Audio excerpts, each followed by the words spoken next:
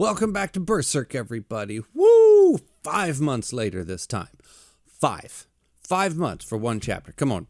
Really, guys? Really?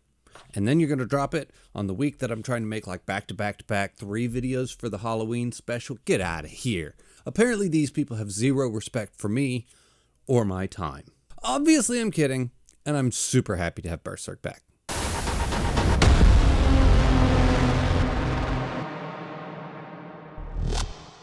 Also, the reason why I think that there was such a huge wait between chapters this time was because they were working on 2 simultaneously and they wanted to have both of them done before they dropped the first one, because they announced both of them at the same time. They announced this one, and then they also announced that in 2 weeks the next one will drop. And I think that's just because of the way this one ends. They wanted to be able to lead directly into that one. Maybe. I don't know. We'll get there. Anyway, we start off this time with everybody just getting acclimated to being in the Kushan Empire. Isidro doesn't know what elephants are. Morta goes off on her own. And Farnace is extremely concerned about Shirka. And obviously, so am I. This is actually one of my primary concerns, and has been for a couple of chapters now, is what exactly is going on in the astral plane with Shirka. And I've said this before in previous chapters. I don't know exactly what I said because it was so fucking long ago, but this has been one of my primary concerns. And it's funny because this is one of the plot threads that gets by far the least amount of page time, but it's the one I'm most invested in. And that is, of course, Shirka and what's happening there. Because something major happens every time Shirka goes into the astral plane. Something big always comes of that. And she has never been this deep into the astral plane before for this long, at least as far as I'm aware of. And I know I'm definitely not the authority on anything Berserk. I'm relatively new. I know I've been making these videos for a while now, but as far as how deep into the lore I am, not that. And the authority on all the ins and outs and the details of Berserk and how all of this work and who all these people are, I'm not that either. So don't come to me for some in-depth knowledge. But anyway, we don't know what she's doing down in the astral plane other than the few random shots that we have gotten of her with guts. And I feel like this is big. I feel like this is going to be important. Whatever happens down there is really going to be one of the main cruxes of what's going to happen moving forward, especially with the fact that she is currently with guts, or in some way, shape, or form. Even if all she's doing is kind of keeping a hand on him or an eye on him, keeping him from losing it entirely. Maybe. And then basically for the rest of the entire chapter, we're going to get the council of the leaders of the Kushan Empire, or however you say that. And this is going to be led by the new emperor, because of course our last emperor turned into some giant walking god demon thing and was killed. So now we need a new one, and let me tell you, this guy is all neck. Oh my god.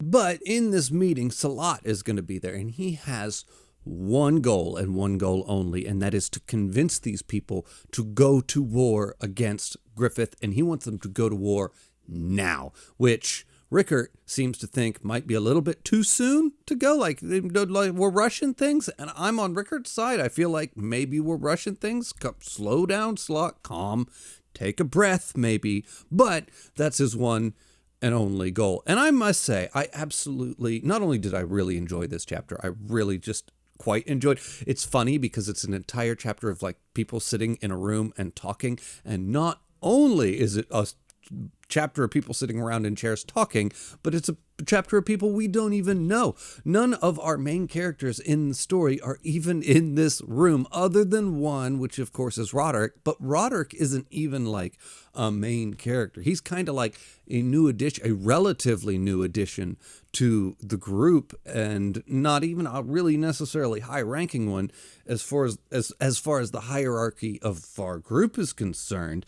But either way, I'm me personally so invested in what's happening here and what's going on. And then it's this whole exercise in tension building. What they're saying is developing tension. Then the artwork is developing tension. Then you've got that guy from the north who's actively working against Salat and actively calling out the Bakaraka, and everything about it's just building tension. I mean, so much so that people are literally pointing it out, like verbally, like, I got a real bad feeling about this. I feel like this isn't going to end well, But even beyond that, the scene itself is just tense.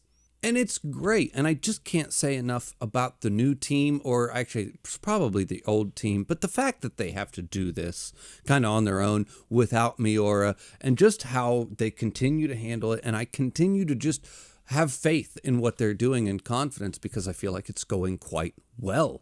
Anyway, back to the tension. So by the time Rakshas, or however you say that guy's name, the shadow guy, like bursts out of the Northman who's causing problems in the meeting, it's just, it's so awesome.